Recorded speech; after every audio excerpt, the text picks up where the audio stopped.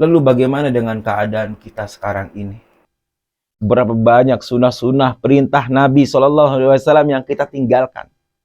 Dan kita masih mengklaim bahwasanya saya adalah orang soleh. Saya adalah orang mukmin sejati. Saya adalah orang Islam yang benar-benar taat kepada keislamannya.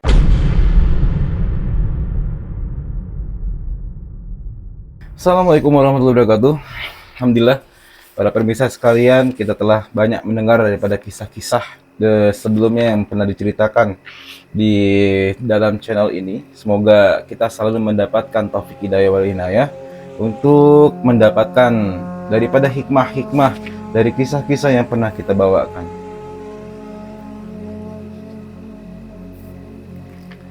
Lalu ada kisah berikutnya.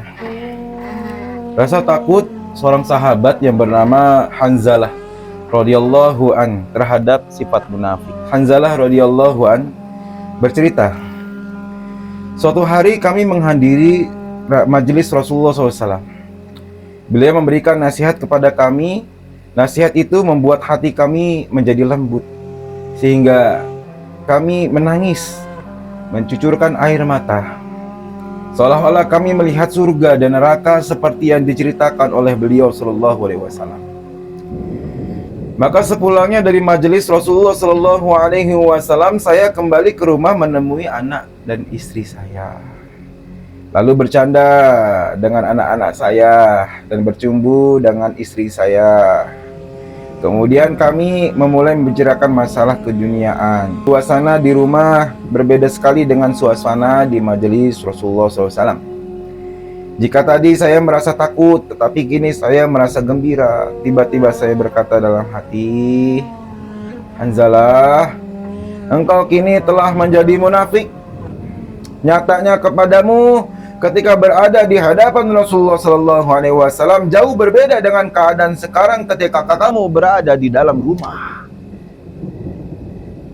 Saya merasa sedih dan kecewa terhadap diri saya. Saya pun keluar rumah sambil berkata, Hanzalah telah menjadi munafik, Hanzalah telah menjadi munafik, Hanzalah telah menjadi munafik. Begitu kata seorang sahabat Hanzalah sendiri. Dia mengklaim dirinya sebagai seorang munafik dan mengumumkan kepada para tetangganya dan orang-orang yang berada di sana. Maka ketika Hanzalah radhiyallahu an bertemu dengan Abu Bakar radhiyallahu an, lalu Hanzalah terus berkata demikian. Maka Abu Bakar radhiyallahu anhu berkata, Subhanallah, apa yang kau katakan? Sekali-kali Hanzalah bukanlah seorang munafik. Dalam artian kata Abu Bakar radhiyallahu anhu, Subhanallah, wahai saudaraku, bahwa sesungguhnya engkau inilah bukan orang yang munafik atau termasuk golongan orang-orang yang munafik. Maka Hanzalah pun berkata, ketika sedang mendengar nasihat Nabi Shallallahu Alaihi Wasallam tadi, saya merasa surga dan neraka betul-betul di depan saya. Tetapi ketika pulang bertemu dengan keluarga saya, anak-anak saya dan istri saya melupakan kampung akhirat dan terlena dengan suasana yang ada di dalam rumah saya. Dan saat itu aku pun melupakan daripada kampung akhirat. Maka Abu Bakar radhiyallahu an berkata, wahai Hanzalah, kalau setelah kupikir-pikir ya begitulah. Keadaan saya juga begitu. Keadaan saya juga demikian. Kemudian Hanzalah dan Abu Bakar radhiyallahu an pun menghadap Rasulullah sallallahu alaihi wasallam dan menceritakan peristiwa hal yang tadi. Maka Hanzalah berkata, ya Rasulullah, saya telah menjadi seorang yang munafik. Maka Nabi SAW bertanya, wahai sahabatku, apa yang telah terjadi? Tiba-tiba engkau datang dan meneriaki dirimu, mengklaim dirimu sebagai seorang munafik. Ada apa demikian? Maka Hanzalah berkata, ya Rasulullah, jika kami berada di dalam majelismu dan engkau menceritakan tentang surga dan neraka kepada kami merasa takut. Akan tetapi jika kami kembali ke rumah menjumpai anak dan istri kami, bercanda dan bermain bersama mereka, kami melupakan surga dan neraka dan melupakan apa yang kau ceritakan itu terhadap diri kami. Wahai Rasulullah, sesungguhnya saya adalah seorang yang munafik. Maka mendengar penjelasan Hanzalah radhiyallahu an, Nabi sallallahu alaihi wasallam bersabda, "Demi Allah yang jiwaku berada dalam genggamannya, jika setiap keadaanmu seperti ketika berada di dekat saya, niscaya para malaikat akan turun mengucapkan salam kepadamu. Dan di tempat tidurmu dan ketika kamu sedang berjalan, tetapi wahai Hanzalah, keadaan seperti ini jarang terjadi." Menurut Rasulullah Shallallahu Alaihi Wasallam, walau bagaimanapun teguhnya iman seseorang, dia tidak akan mencurahkan seluruh perhatiannya untuk akhirat saja. Karena sebagian seseorang manusia, dia juga harus memperhatikan keperluan hidupnya, seperti makan, minum, anak dan istri dan sebagainya, sandang, pakan, nafkah, lahir dan batin, dan apapun itu. Walaupun ada juga manusia yang setiap saat selalu mengingat kampung akhirat, tetapi juga sangat sedikit. Akan tetapi juga yang perlu kita renungkan dari kisah di atas adalah sikap para sahabat radhiyallahu an dalam memikirkan agama.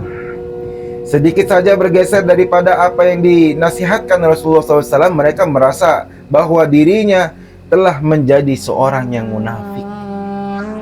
Dikatakan bahwa kita cinta terhadap satu hal apabila setiap saat dengan beribu cara kita selalu memikirkan hal itu. Apabila kita mencintai anak kita dan dia sedang melakukan perjalanan, maka kita akan selalu menanyakan dan memikirkannya. Apabila kita mengetahui bahwa di tempat yang jauh tujuannya itu telah terkena wabah atau bencana, pastilah kita akan selalu mengirimi surat menanyakan daripada keadaannya.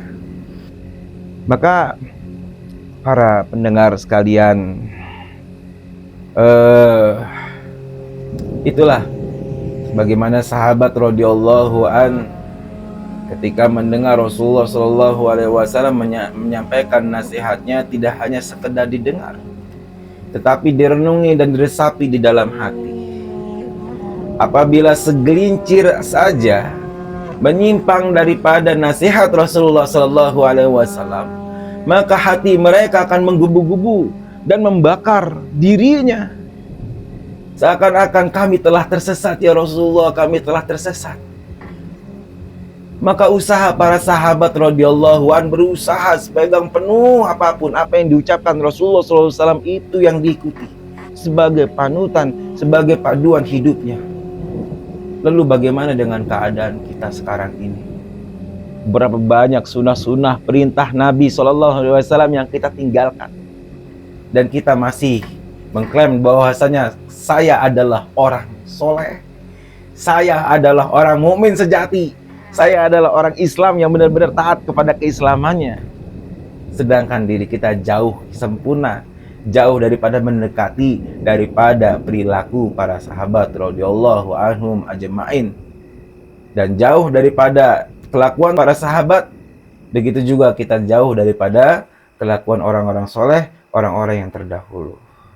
Mudah-mudahan selalu apa yang kita dengarkan ini menjadi hikmah atas apa yang kita perbuat selama ini, dan menjadi daripada pelajaran ikhtibar kita untuk selalu hidup lebih daripada mementingkan kehidupan akhirat daripada keduniaan kita. Wallahu a'lam bishawab.